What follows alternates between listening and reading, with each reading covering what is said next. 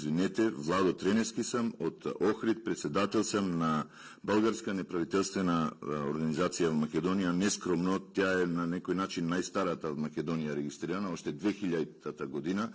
И ето дочакав сега, значи след 21 година да доживея тази среща, която отново ми дава надежда, тъй като ние с надежда сме слабо заредени в Македония.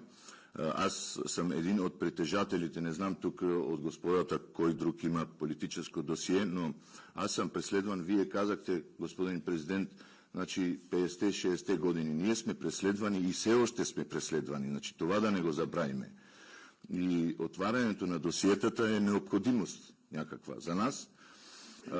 И мога да ви кажа, значи аз бех преследван от 1991 година до 2000 година. Значи през демокрацията. Не говориме за 70-те години, а говориме за Македония след като стана независима държава до началото на владението на тогавашното ВМРО ДПМНЕ, което беше уж пробългарско. Ние много надежди и там полагахме и за това и не действахме пряко като българи. Но мисля, че това време мина. Трябва да излеземе от мишите дупки, да ме издинат всичките и да си кажем истината и да се борим за нея. С ваша помощ, разбира се, аз в няколко предавания участвах и казах, че ние сега влизаме политически в окопите.